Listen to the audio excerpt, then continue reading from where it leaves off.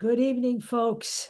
So we have some new information on Caitlin Clark with regard to her coming back. And again, it is more, I'm not sure what it is. They're calling this clarity. I'm not sure what this is, okay? So this is coming from Scott Agnes, who writes the Fieldhouse Files for the Cambridge Fieldhouse, and follows the team around and all that. I am not subscribing to get the full story, but I pretty much have everything that we need to know in what I'm going to be reading to you. So let me just read the way this starts out. 6 hours before the Indiana Fever defeated the Las Vegas Aces for the second time in a row, the team received much needed clarity regarding its star player. Starting guard Caitlin Clark would be out indefinitely. Now, then we go right into this. No, they didn't say it that way officially. There is no timetable available for Clark's return, the team said in a statement. Clark will continue working with the Fever medical team on her recovery and rehabilitation, with the priority on her long-term health and well-being. In the short term, it's disappointing for fans who want to see the Fever at full strength, led by Clark. However, it also provides a sense of relief and focus for the team, something likely missing during the first 3 months of the season. There's no more daily speculation. They now have clarity. Don't expect Clark back until further notice. Now, I don't know what the hell that means. So here comes Coach Parseltongue. I think that's big. Head coach Stephanie White agreed. Just the mindset of our group to know that what we've got is what we've got, to continue to grow and connect in those ways. And is she available? Is she not available? Will she practice? Will she not practice? And sort of disruption that comes with some of that. So there's clarity. And I think that's good for everybody. It's good for Caitlin too. So she doesn't feel any kind of way. She can just approach and attack her rehab one day at a time. Everyone wants her to return as soon as possible, but that must come only when Clark's body has healed and she feels both comfortable and confident. This is a new experience for her, dealing with multiple injuries and missing extended time. There's no question she wants to be out there. So that's where we are. We don't know anything more than we knew the other day, but here's the real kicker. ESPN also had an article that placed her coming back to the team on August 12th. Now, I don't even know where that's coming from. That's what? A couple weeks out? It seems to me, they're thinking she's out for a couple more weeks. And then she's back on August 12th. And there's a game on August 12th. I'm not quite sure who they're playing, but there's a game on August 12th. And ESPN seems to be pulling that right out of thin air. So I don't really know what the scoop is. But this doesn't, to me, this isn't clarity other than to say that we don't have Caitlin Clark in the lineup. We haven't had Caitlin Clark in the lineup. But here's another thing that was really odd today. She was in practice clothes today. So all of this stuff is like insane. Now, I don't know to what degree she's been practicing.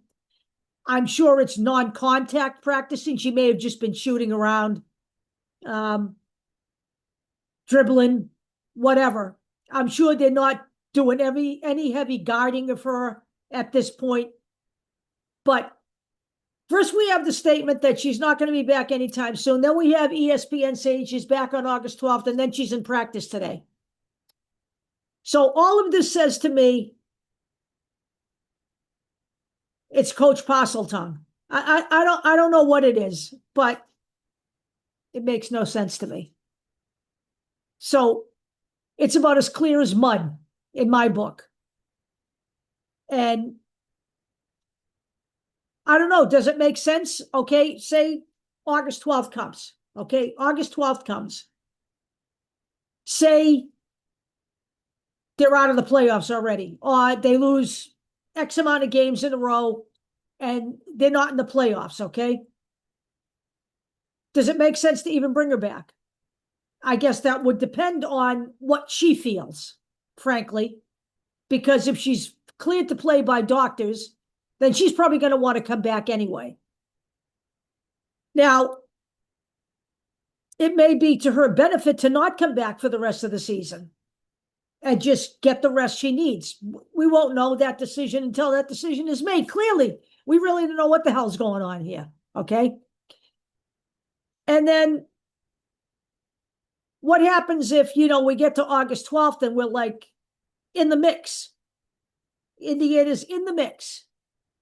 What's going to happen then? She's definitely going to want to be back. So we're just going to have to ride this out and see where this goes. Because I really don't understand any more than I understood what's going on yesterday, other than someone's finally saying it's not day to day, which is what they've been saying all along. And I've been saying it's week to week in my book.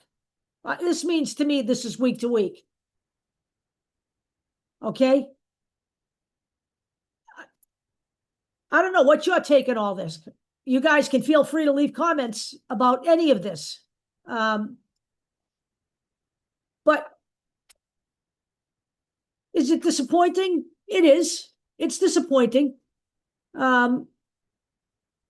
Because personally, I don't find it all that exciting without Caitlin Clark playing at this point. But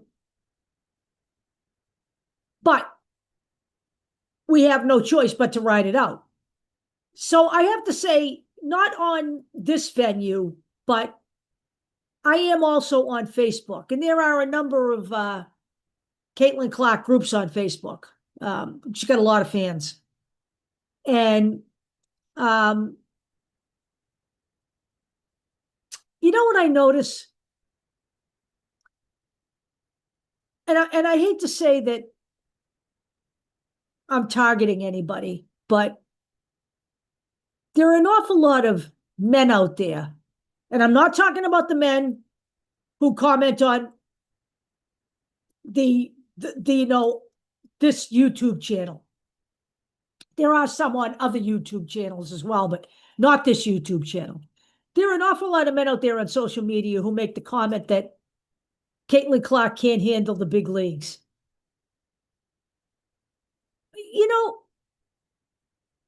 Do these guys not remember that Michael Jordan spent the bulk of his second year in the NBA injured? Some of these guys have a really short attention span. And maybe some of them consider the way she's been getting pushed around and smacked around and knocked to the ground and kneed just basketball. But I don't consider that basketball. And again, as I've said time and time again, and I'm going to say it again here right now, don't let anybody gaslight you into believing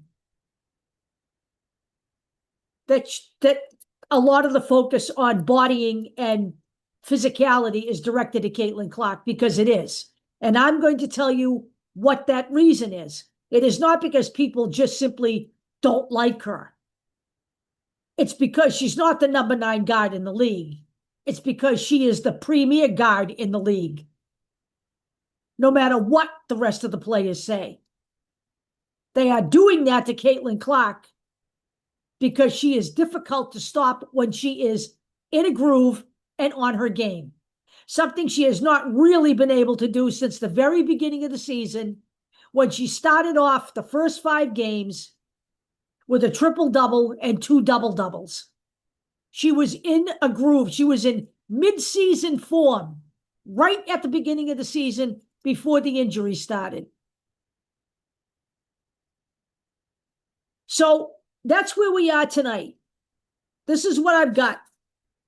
And I think tomorrow what we're going to do is we're going to do I have some questions from folks that I haven't really gotten to yet. that wanted some questions answered in a video. So I will get to those over this weekend. I also still intend I started the petition for the referees. And I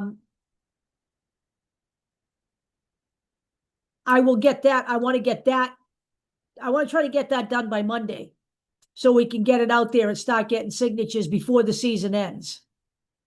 Because clearly, this is something that we want to be able to send. And I'm thinking we need to send it to the commissioner. And I forget the woman's name who is actually the person who oversees the referees. I don't remember her name. She's a former referee, actually.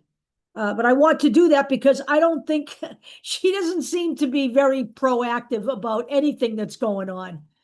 Because as I said before, I don't think the referees who are standing right there and seeing what's going on should have a pass to be able to upgrade a foul the next day. That's like nothing at all. That's like not holding anybody accountable for anything.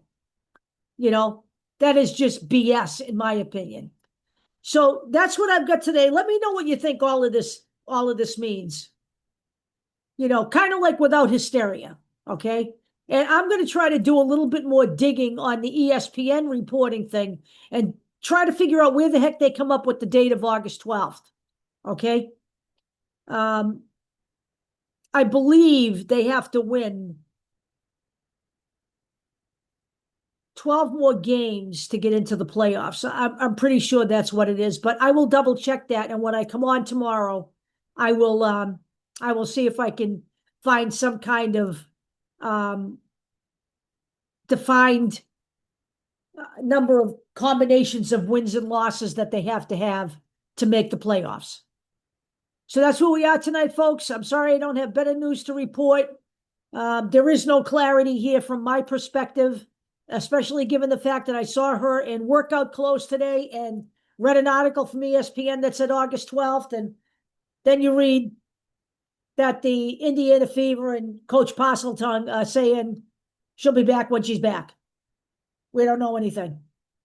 We have nothing to report, except that we're going to move on with her in the interim. That's where we are. I will talk to you all tomorrow.